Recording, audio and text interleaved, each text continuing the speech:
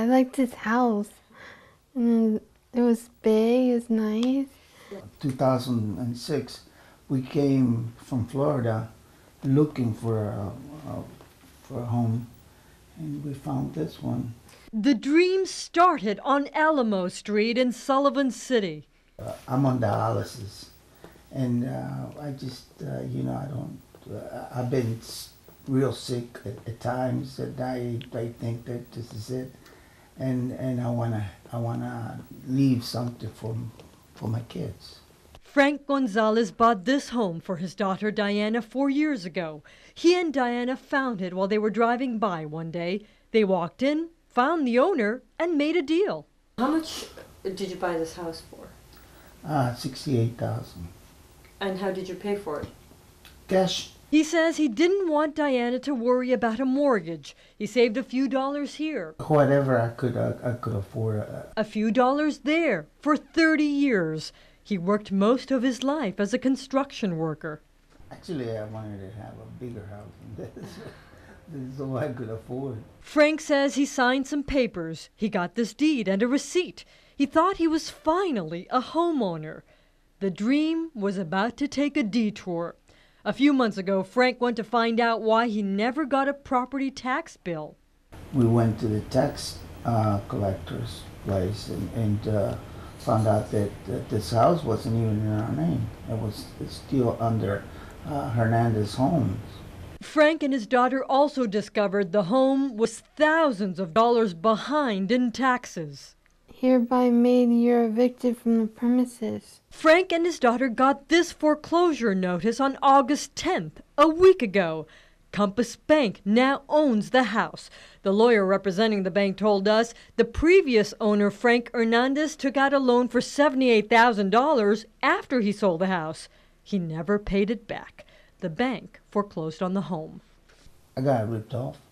We tried to track down Frank Hernandez, the owner of Hernandez Homes. We looked for his address in court papers. And we searched the internet. We found this address in Harlingen. We used our navigator to find that address. It led us to this address in Harlingen. Hernandez Homes doesn't exist here. We're sorry, you have reached a number that has been disconnected or is no longer in service. The numbers for Hernandez Homes aren't working either. We went to get some answers about how this could have happened. Our first stop was the deed office at the courthouse in Edinburgh.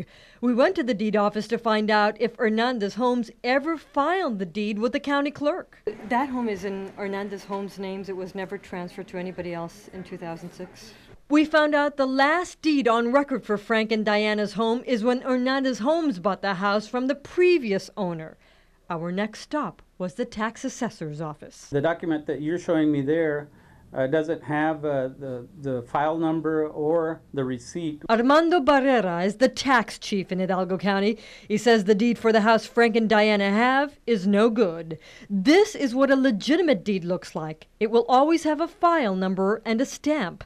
He says the deed was never filed with the clerk. You've never seen a situation like this where somebody has paid $68,000 cash for a home and realized that that home is not in their name?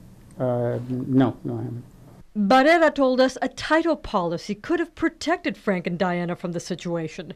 We sat down with the owner and an underwriter for Edwards Title. I've been in the title insurance industry for approximately 30 years. At this point, I would not ever buy a piece of property from anyone, not even my own parents, without a title run.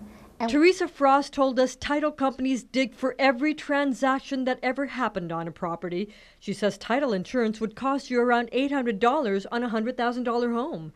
If you can't afford the title insurance, you can start out with one very important step. File your deed with the county clerk at the courthouse. What that does is puts the rest of the county in which you live on notice that you have bought this piece of property. All the notice in the world won't help Frank and Diana now. At times, when I was by myself, I just feel like just cry. Frank and his daughter have no money to move. The bank is giving them until September 15th to get out. The dream on Alamo Street is over.